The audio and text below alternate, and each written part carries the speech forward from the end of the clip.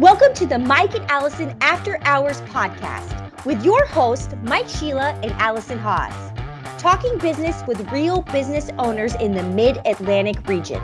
Today's episode is sponsored by Advantage Industries. When you need business technology, get Advantage Industries to protect and promote your business. To learn more, go to www.getadvantage.com and schedule your first meeting to see if you qualify for a free network scan.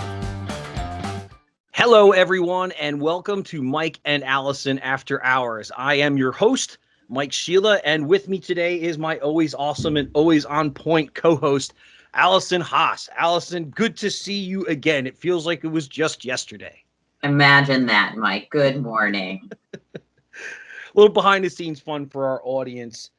Since Allison and I couldn't do shows for, about 8 weeks, we've made up time in earnest the last couple of weeks. We're both exhausted, but the great thing is we have a ton of fantastic episodes coming for you.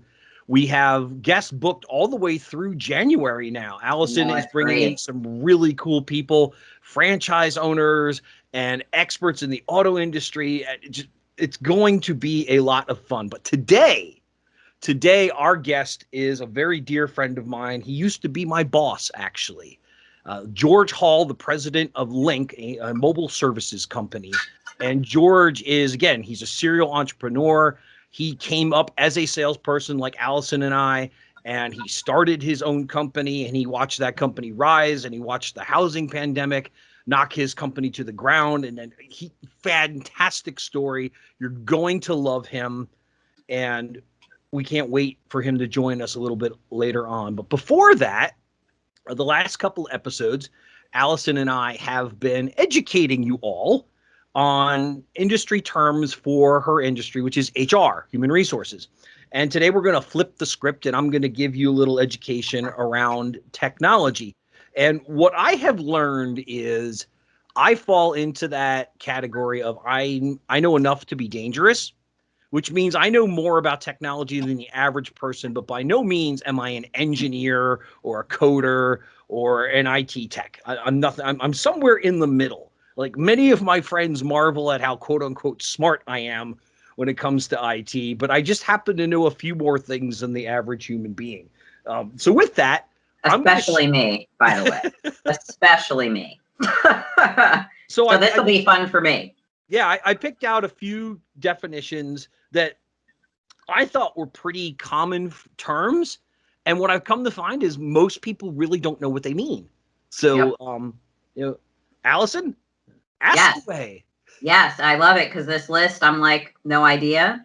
Could probably make it up, but not really. Definitely don't know. Oh, I've heard of those things. So let's start with the top. Patch and update. I know what a patch on a sleeve is, and I know that my computer probably needs an update, which is why it took us 20 minutes to get this going this morning. So please tell me.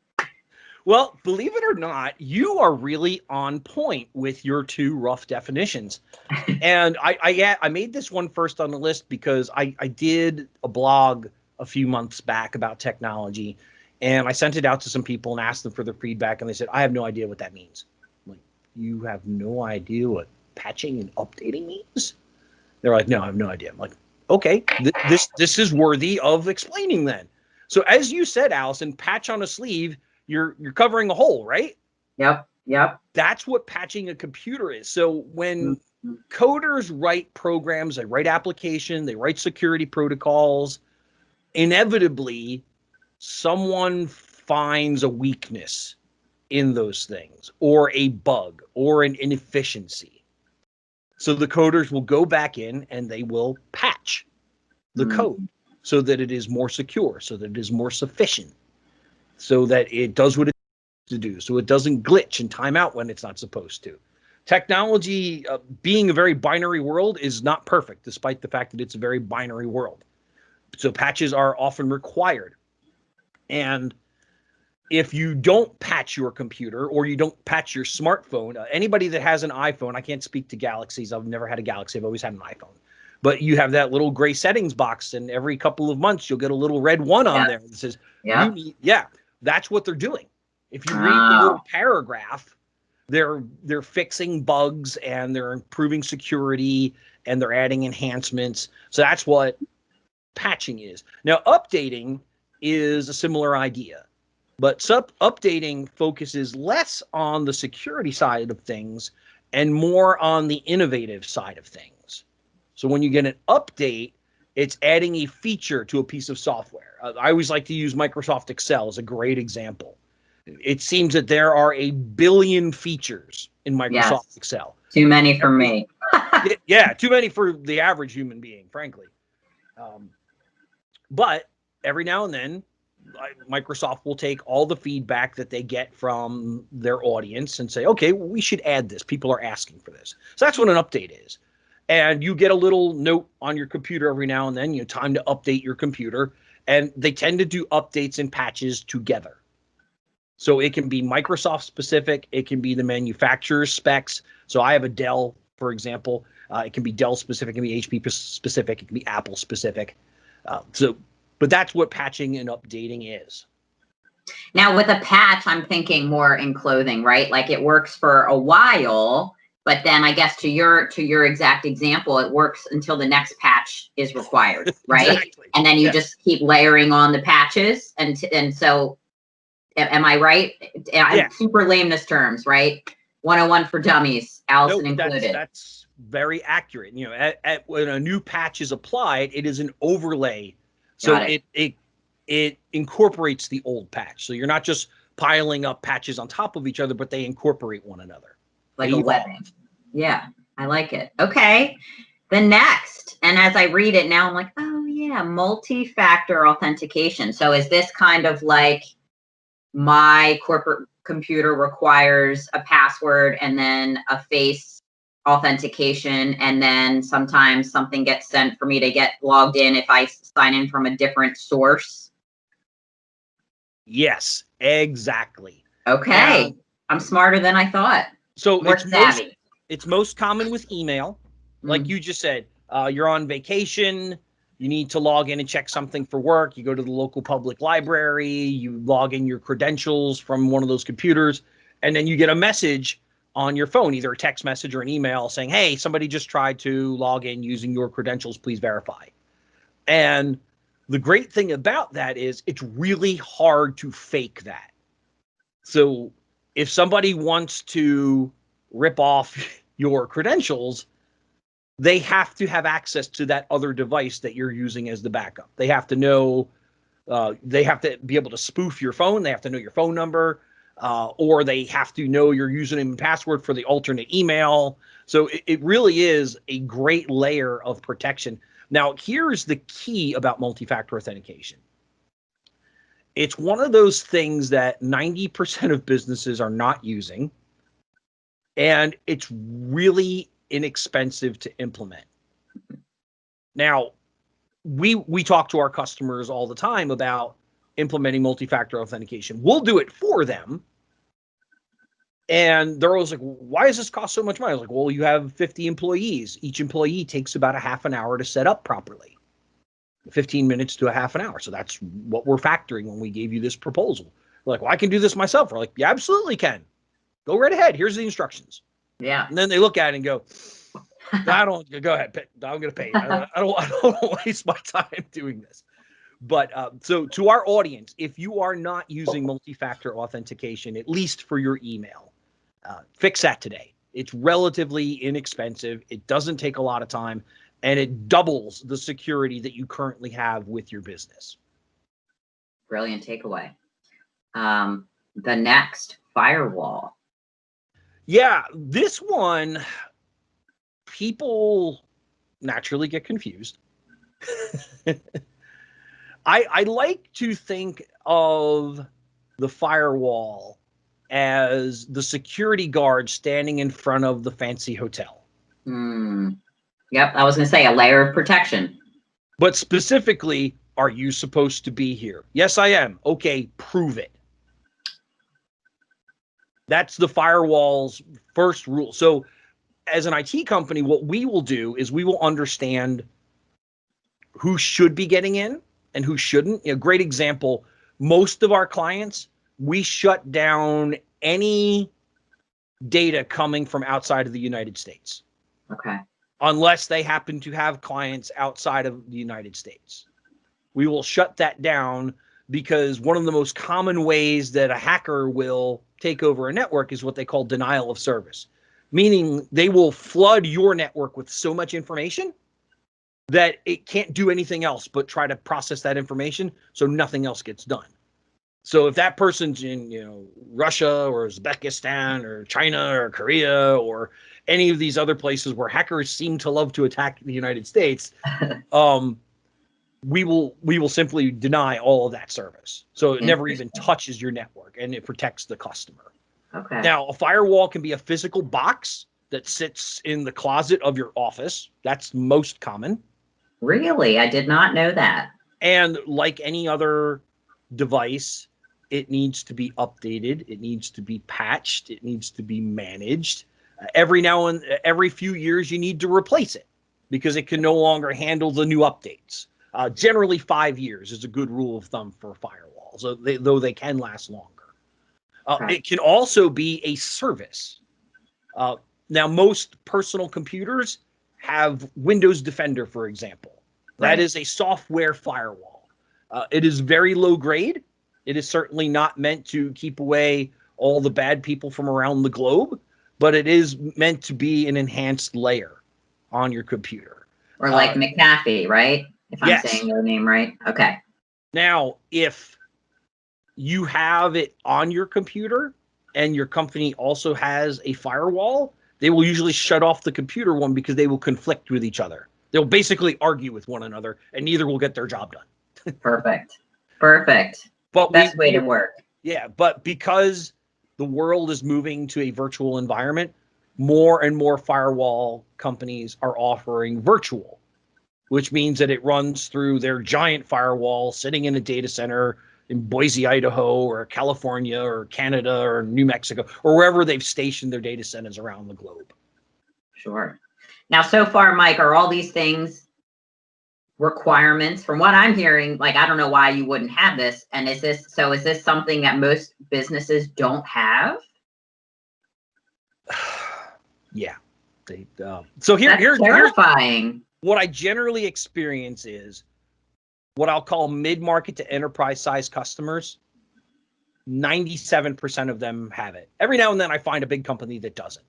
Okay. It's the small to medium business owner, which should be the focus of our audience, right? Those 10 to 100 employee companies that often do not have this, or they don't have all of them.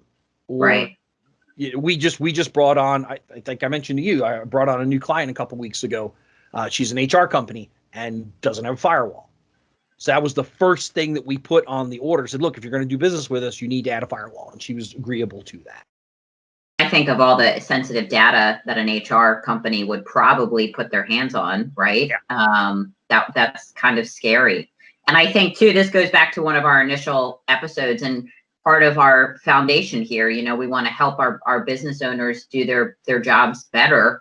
And this is one of those things that, sure, it may cost some money, but my God, imagine the risk of not having it and then the ramifications of not having it if something were to happen. I mean, we talked about it with insurance. You don't get it after something happens. You have it prior to protect yourself for when something happens. And we always say that it's not if, it's when. Yeah, these are all relatively small investments. Now, patching and updating, that just happens automatically. And if you're working with a managed service provider, they're scheduling that for you. Our company Advantage, when we do patching and updating for clients, we actually wait a week after Microsoft puts out a new release because there's almost always a glitch in the new release. Sure. So, and then they'll fix it. So we wait till they've announced that there is or is not a fix, which generally is about a week before we'll implement it for our customers. So we don't have to do it twice. My God, you remind me, whenever an iPhone update comes out, I'm also an iPhone user. It's like I'm almost afraid to do it because I have that same experience. Sometimes I feel like my phone is worse off after that initial update than it is prior. So I hear you there. All right. Phishing, Phishing, not the sport with an F. But so interestingly enough, the term is a similar idea. And one of the big things that we've done at Advantage is we put a really strong focus on security for companies. And the technology of security is pretty good now. There will always be someone that is smart enough to hack into your system. Sure. If they want your data bad enough. But for the most part, the technology prevents bad people from doing that. Really does.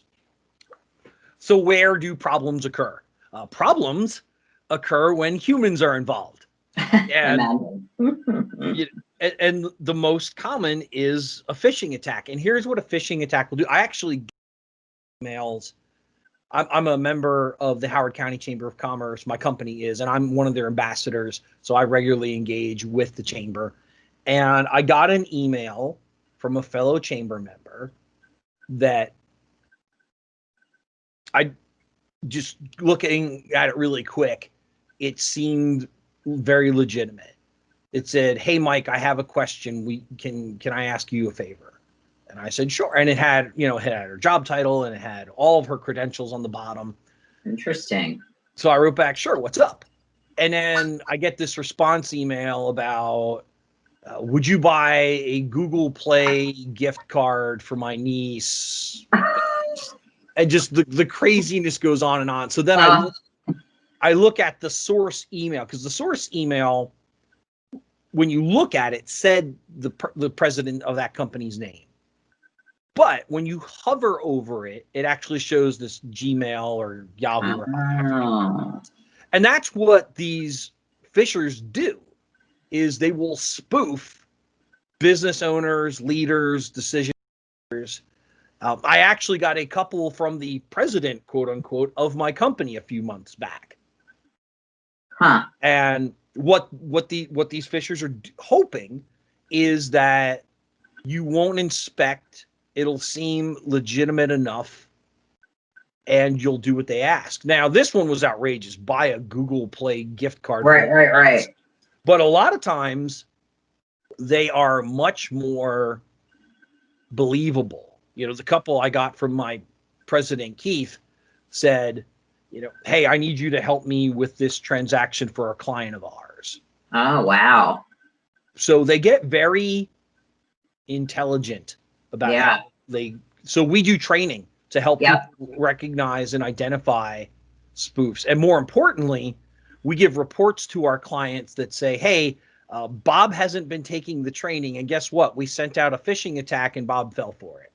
Yeah, we do that too. Our company has that. And I've definitely fallen for it once. And then I got like the haranguing email, like, "You dummy." Right. Of course, they'd never say that, but they're like, "That was a phishing email." I'm like, damn it. Well, hey, we got through 4 today, which is awesome. And George is here, right? And George is here. So, folks, Perfect. Let's bring in our guest, George. Perfect. George Hall, welcome to Mike and Allison After Hours. Great to see you, my friend. Great to see you, Mike. How you doing, man? I am well. A little chilly today. Finally feels like November here in Maryland, right? Can't little chilly. It's freezing. Hey, it's George. Freezing. Hey, Allison. I'm with Allison. It's freezing. Thank you. Thank you. No, it's freaking cold. It is.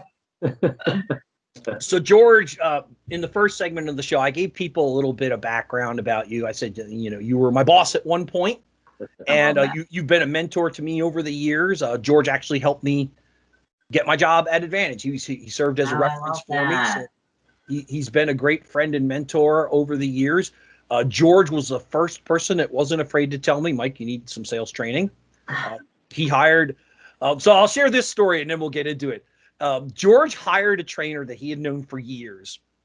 And the first 2 or 3 training sessions, it was me and the sales manager, Ralph, and it was the 4 or 5 other salespeople in the company. And by like session 3, it was just me and the trainer. Like, I was the one that needed the help. And I remember I was furious about that, but it was probably the best thing professionally that happened, because it made me realize, wow, you're not nearly as smart as you think you are, Mike. What kind of training was that? Sales training. Sales fundamentals. George, I think, will be the first one to tell you that I was very much that diamond in the rough. I was really unpolished. I just had a ton of potential. Knew it was in there, Mike. We knew it was in there, right? Yeah, he really And helped. look at him now. Exactly. Exactly. So just a little bit of formal. George Hall is the president of Linq, a managed service provider for all corporate cellular needs. They provide live customer care, mobile device management support, custom billing, and reporting while clients keep ownership of their account and devices. And in fact, they have a great program that you can ask for a 60-day trial to see how they can alleviate your internal resources from cellular hassle. So George, again, great to have you on the show. Great being here with you guys, and hopefully I can give you a couple nuggets that help some people. Wonderful. So we're going to start. Allison's going to go through the who, what, where, when, why, how with you. Okay. And then I'm going to go through some leadership questions with you. And then you can tell us about the book, because George is part of the book nerd club. I am. Great. Take it away, Well, Allison. George, good morning. It's great to have you here. And so obviously I know you less than Mike, so this is my opportunity to get to know you better and let our audience learn you. And this is really your part of the show where you get to lay the foundation of who you are. So that's where we're going to start. Besides what Mike has given us thus far, what would you like the audience to know about who you are? Sure. So I'll tell you a little bit about me and a little bit about the organization. How's that sound? Perfect. So as Mike, president of Linq Services, we have an office in Maryland, office in Pennsylvania. It's really in Baltimore and Pittsburgh. And as we say internally during football season, we do not get along real well. So I don't know why we ever dreamed that those two would be great locations, but right now they have bragging rights. So we're looking forward to Thanksgiving here in Baltimore. Yeah. We also have various remote employees across the country as well. Obviously, with the current environment now, we have definitely gone more work from home and have extended our footprint. So that's kind of cool. Been there for almost 8 years. Great. And president for the last almost 4. So Kevin Lowe is our founder and CEO. So if you want to look up to him, he's a great story and part of this. Awesome. So what we do, it's pretty funny. This is a easy weighted question. Do you guys both have a cell phone? We do. We were just talking about them, actually. Right here. Of Never course, too far right? away.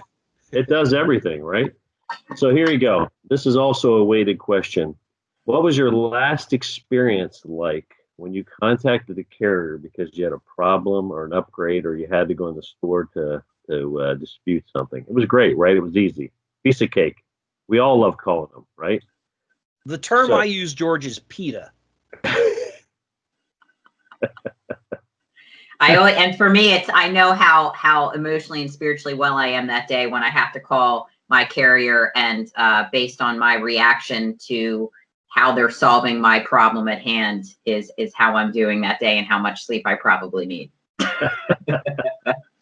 Exactly. It's not a pleasant experience, to say the least. So now multiply that by 100 or thousands, right? That's the corporate feel. So corporate companies have that same problem, just magnified, right? So we work with just corporations, usually with a minimum of 200 cellular devices and up.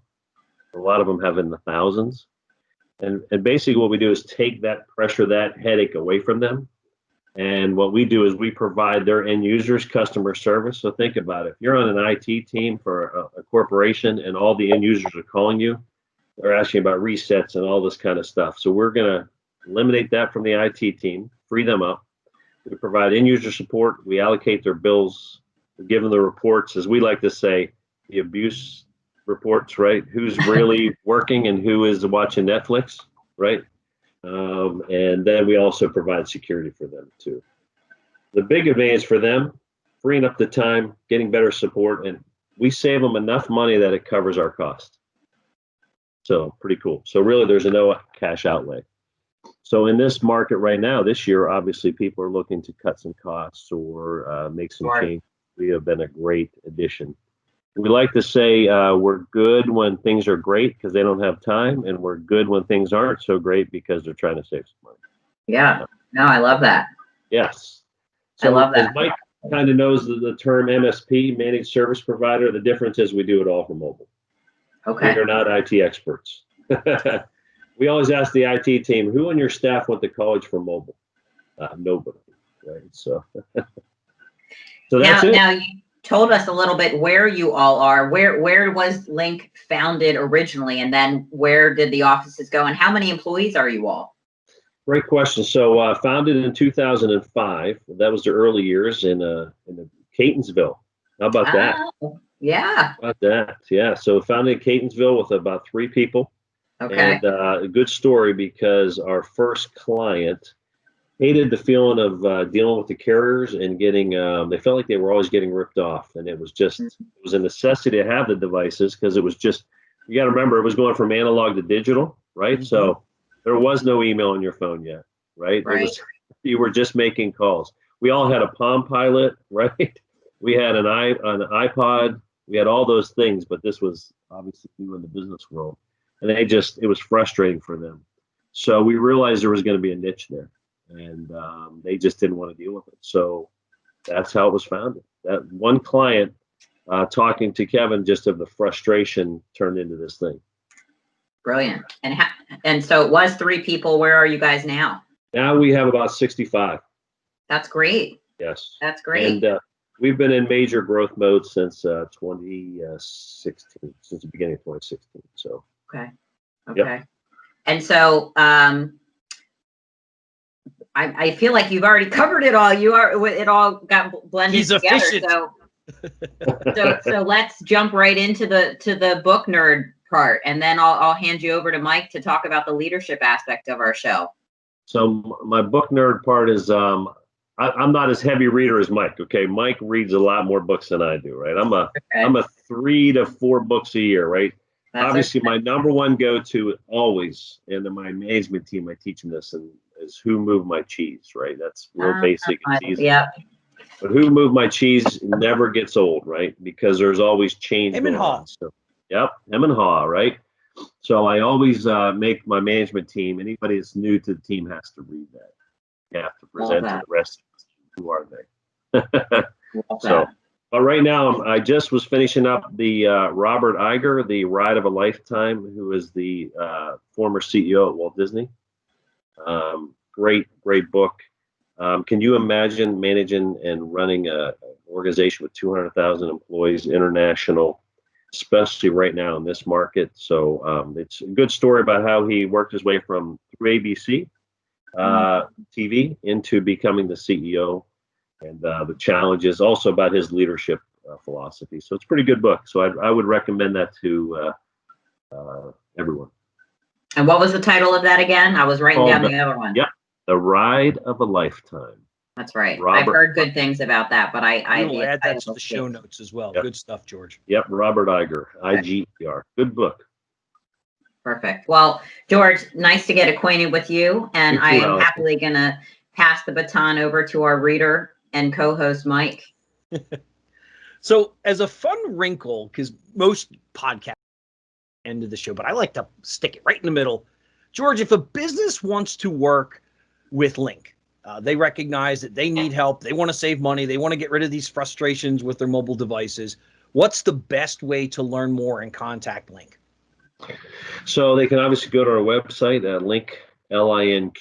So you'll see a trend with us. The Q is everywhere. So linqservices.com. Obviously, it has our information on there and a link to contact us. We do support all across the country. So we're all U.S. based, and all 50 states. We support all the way to Hawaii. So and actually in Guam. Hawaii and Guam. There you go. Yes. How about that? And I know you guys have a LinkedIn business page. Do you have any other social media pages? The Twitter, Facebook? We do. We have an Instagram, I think, and a Twitter. I'm not sure. So you have to forgive me on that because I'm the old guy at 54. Somebody's got to be. So I know we do. I just don't do it. So I am on LinkedIn, obviously, and our company is on LinkedIn as well. And we're very big into culture. So if you go to our LinkedIn page, you'll see our culture. And we have really grown the culture bit. We actually take our employees on a trip once a year. Oh, cool. So we've gone to Universal Studios a couple of years. We were supposed to go to Fort Lauderdale this year, but we canceled. So we'll push that to next year. We usually go for a long weekend as a group and bond, have some fun. I love that. That's great. And last year or 2 years ago, we did a cruise. That was cool. Very cool. So, George, I don't think I've ever actually told you this next story, but I use a story about you and I whenever I speak publicly on sales. Oh, boy. So I a few years ago, the Baltimore Business Journal asked me to put together this sales presentation, and I called it Sales for Non-Salespeople and Everyone Sells. And it was really well received. And one of the things I talk about is authenticity, particularly with how you dress. And I remember when George first hired me, I came from a big corporate company. I wore a suit and tie 5 days a week. And I for the first 2 or 3 weeks, I showed up wearing a tie. And I remember George was planning a big demonstration for some of our top clients. So we had just gotten the latest version of the Nortel Business Communication Manager. We had this really nice display room, and George was going to highlight all of the innovations that the Business Communication Manager from Nortel had. And I showed up that morning. I've got my shirt and my tie on and thought I looked rather dapper. And George comes in and he had on a mock turtleneck and he had on a sport coat. And by the way, George's hair used to be a little darker. Bore a striking resemblance to George Clooney. So he had his full George Clooney going that day. I'm getting closer to Anthony Hopkins now. So, oh my God. Just saying. So George comes in. We have 15, 20 guests coming in that day. And again, these are all people that spend a lot of money with Questron, the company that George and I work with. And I said to George, you're not wearing a tie today? And he said, I never wear a tie. It's not authentic. It's not me. And my customers would know that. And that was a bingo moment for me. From day one, George has always been I will roll up my sleeves and get the work done. He's always worked with his people. And I've appreciated that about you. So you came up through the ranks. You worked for a competitor. You were a sales guy. You were a darn good one. And you evolved into being an owner and then a consultant and now a president again. So you've had an interesting ride. So let's start with that obvious question. How did you get started? I mean, you're a guy from Pittsburgh. You end up in Baltimore. What the heck? So great story. So, people always ask me, did you want to be a business owner? When did you know, right? Did it happen or whatever? So I'll go backwards here. So grew up in Northwest Pennsylvania, way north of Pittsburgh, but nobody knows where it's at. So you just say Pittsburgh, but I'm really like 3 hours from Pittsburgh. No fast food. We, drive-in movie theater. That was all we had. And we're very rural PA. So my dad was a manager of the A&P grocery store. I don't know if you remember the old A&P. It was a big grocery. Great Atlantic and Pacific Tea Company. Man, great memory, buddy. Great memory. So he was a manager. They came to him and said, "Hey, his name was Bob. Bob, you need to relocate, and we're going to promote you and relocate your family." He's like, "I don't want to relocate my family." And they said, "Well, we can't guarantee you're going to have a job then." So he came home. We had a little family meeting around the dining room table, and he said, "You know what? I'm going to open a convenience store." And I was 13 at the time. I'll never forget it. I'm going to open a convenience store because I'm going to do things my way. And he was always about servicing the client, right? So he taught me at a very young age. My dad was definitely my mentor. So he came home and we all worked to build the store and get it going. And then we all had to work the store so we could get to college and do our thing. And at that moment, sitting around the dining room table, looking at a cash register, and my dad teaching me about a cash register. And I fell in love with being an entrepreneur and watching my dad. And I knew my brother's an attorney. No way did he want to be an attorney. He was a medical transcriptionist. So they were like, we don't want that at all. For me, it was it. My mom then ended up owning a clothing store. So both my parents were entrepreneurs. So I watched the headaches and the heartaches and the growth from that. And that's how I did it. And true story, right? So I come down to Maryland. I get out of college. My family has a party for me. Now you remember 1988. Okay, so they have my graduation party. I take this job. I moved to Maryland. I don't know a soul in Baltimore. This is my first 24 hours. True story. So this will tell you the grit and why I have such determination. I met my roommate. I met my boss. I found a place to live. I bought a truck. I opened a bank account, and I was robbed of everything I had. What? What? You never told me that. Yeah, That's true incredible. story. So I was down to, I had $1,500 to my name. That was it. And my parents left me, the baby, and they didn't talk the whole way back up to that small town in Pennsylvania, going, he's going to die. Oh my gosh. So obviously everything, I am self-made here in Baltimore for sure, and driven to be that. But the entrepreneur spirit comes from my parents. So that's how I got started, and then the rest is Mike. Knows that part from Questron to where I'm at today in Linq, and I enjoy the leadership part. I enjoy growing companies. It's definitely what I love to do. And growing people. What a perfect segue to the next two questions. And I always ask them together because every time Alison and I do this, we're finding that one really complements the others. Being a leader and building a team. So, what is leadership in your mind, and what makes a great team? So when I teach the managers, my management team, and other people, when I build a company, I build it based on four things: people, process, tools, and capital. Right? Those are the four things you need to build a great company. The first one, I always put people, right? Because it does start with people. You do need money to run a business. There's no question about that. But really, it does start with people. So my first thing from a leader, what makes a great leader? I think the first thing is you have to admit you don't know everything, right? That's the first thing I always say. And then you surround yourself with great people. A lot of times smarter people, because then they make you look great, right? So I have no problem admitting that I hire much smarter people in certain areas than I do, and they make us look like a genius. The other part about leadership, I think you got to say to yourself, you have to keep learning. I'm old. I've done this a few times, but I still continually learn and adapt, right? There's always different generations of people coming on board, and they teach me about life, which is great. And then, you have to have the process and tools to be successful, and obviously you have to know how to manage money. From a leadership perspective, I think confidence is a top one too, right? You have to have the confidence, and people have to see you be confident. If you are hemming and hawing, right, Mike? Like, yeah. With my cheese, then they're going to notice it. They're going to be a little bit more reluctant, and they're not going to have confidence in you grow in that business. Also, I think listening to advice, right? I do have advisors. I've always had advisors outside the business that coach me still. The other thing, you can't make emotional decisions, especially this year, right? There's a lot of people make emotional decisions. So, Yeah. We are human, but you have to make business decisions. I think the biggest thing for me, like this year from a leadership perspective, it's easy to be a leader when you're winning, right? Let's be honest. Anybody can lead when you're winning. Yep. The real challenge is, especially this year, is the test of leadership is when you are challenged, right?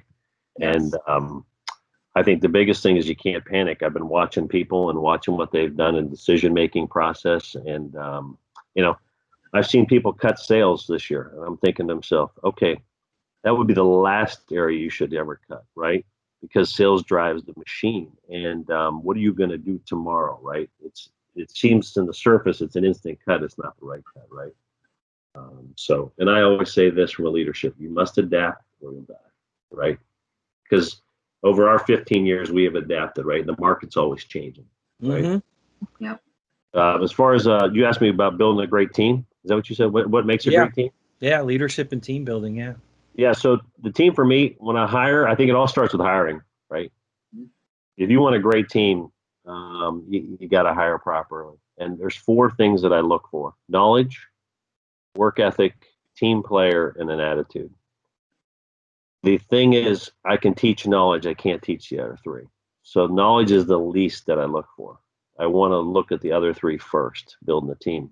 Mike knows me. I'm a huge proponent of sports, right? So I do hire a lot of former athletes or people that have competed or maybe had to work their way through college to juggle and balance things. They make great success stories, right? Because they've won, they've lost, and they've also realized when I've lost, when everything's been robbed, how do I get back? How do I change? What things do I have to do to get back to the winning side or performing better? So I equate my teams to building it's like in an NFL football team, right? You've got ownership, you've got head coaches, assistant coaches, you have captains on the team. And it's so funny. It's just like in sports. The same teams are successful all the time. They may have 1 or 2 down years, but they're always successful. The other ones are always consistently bottom feeders, right? But I think it all starts at the top with the leadership and the management team, and then getting the team to buy into the system, right? Yep. I love people coming from all walks of life, because it's like when you go to college, right? You go to college, you don't know anybody, right? And everybody's come, and it's all a clean slate. They've all come from different backgrounds, different everything, right? But it's the same in business. They're coming in then, but together, if you can mold them into this team and they follow each other, you're going to win as a team and lose as a team with no individuals. And the stars always rise, right? Then you make them the captains, they influence, and then you promote. So that's just how I've built great teams. Awesome. And so these next 2 questions, again, they seem to go hand in hand the more Alison and I go through this process with our guests. But your hardest moment and your best moment, I'm finding that so often they go hand in hand. They do. All right, here you go. I was obviously robbed. That was not my hardest moment, okay? Which you would think would be, right? My hardest moment, 1996, I remember it well. So I just finished building a new house. I bought into my first company, right? Somebody actually already owned the company. So I bought in, put all my money into it. I talked my wife into it, who's a registered nurse of 31 years, not 31 and 96. She is now, but we were a young family. I already had a child. My wife just said to me, "Hey, I'm pregnant with number 2." And we lost everything. So the guy running the business, it didn't go well. Let's just say this. So Wow. I scrounged up enough money to do it again a year later my way. And then I grew that company. So the best moment then is when I sold that company. And Amazing. That, because then you say I did it, 70 to 80 hour weeks paid off. And that was the first company I sold was my best moment. Wow. You've got some great stories, George. Hey, that's not too bad. I'm old. Well, you're doing pretty good for old. We still understand what you're saying. Talk about the growth vision for Linq. What's coming 12 months from now, 24 months from now. There's one thing I know about you is that you've got a strategy, you have a roadmap, and you will adapt and pivot to it, but you have a vision for what's coming. So talk to us a little bit about that. What's coming? So, in 2015, Kevin and I got together and we said, hey, we're going to really grow this thing and build this thing and expand our footprint. So since 2016, we've tripled the company in annual revenue. So now we've gone to a $42 million company, which is great. Congratulations. Appreciate that. Thank you. But it took a lot of people to get there. But we're 42 million, and we tripled it since 16. But we're going to double it again in the next 5 years to 80 million. Wow. We feel pretty confident in that. So part of the growth is to get to that 80 million, right? We're nationwide, but we continually expand our footprint. So how do we get there? Mike is right. I am definitely a planner and a strategist, and then get everybody to buy in and be part of that strategy. So what we said is, hey, you know what? The market's different this year. Let's go the opposite of what everybody else is doing, where they're maybe cutting staff and doing stuff. We're going to go get some great talent, right? So that's what we've done. We've actually started hiring and in the hiring process. So the first place I went is we got to get a footprint more out west. So I went to, where is it hurting? Let's go to Las Vegas, right? If there's no people coming in the entertainment business, what are we going to do? What are they going to do for opportunities? So we have actually hired a team in Las Vegas now. So that is our next footprint and expansion is out there to help. How cool is that? Support our West Coast team. So yeah, so they're happy. They're changing their market. They were all in the entertainment business, right, or travel business. So they're all moving over into technology, and they're liking the opportunity. And then we also, Mike, we just inked a deal with a partner, a marketing firm. So it's our first. We have never marketed our company. Ever. Very cool. Yep. The only place we've ever marketed is we've gone to trade shows and referrals and word of mouth. So now we're going to market our company. And so we have a partner we brought in. Super excited about that. We're just finishing the strategy and plan for the year to make a huge investment into letting people know who Linq is, and also, finding opportunities for our sales team, right? So that's how we're going to get there. That's great. So was it word of mouth, George? It was word of mouth, referrals. You got it. Yep. Oh, that's impressive. As I suspected, you did not disappoint today. Thank you so much for being on the show. Alison, your parting thoughts before I wrap us up today? Well, I love that you're not that old, George. I mean, age aside, I think with age comes experience, but also all of our guests so far always allude to not being the smartest person in the room, right? And having a team that makes you look good. So I appreciate you bringing that back to us, and just what an authentic story. And I love authentically dressing, right? At first I was like, oh God, where are we going with this? And I was looking at what I'm wearing, but it reminded me of, like, as a businesswoman that does wear a suit sometimes, I don't wear heels, right? That's not me, right? It's just not me. I'm an athlete, and I appreciate building a team that's like that. And I can walk in them, but it's just not me. So I appreciate that. If I could wear Chucks in my suit, I would, but I don't think my employer would appreciate that. So I loved that, and just so love talking to you. So thanks for coming.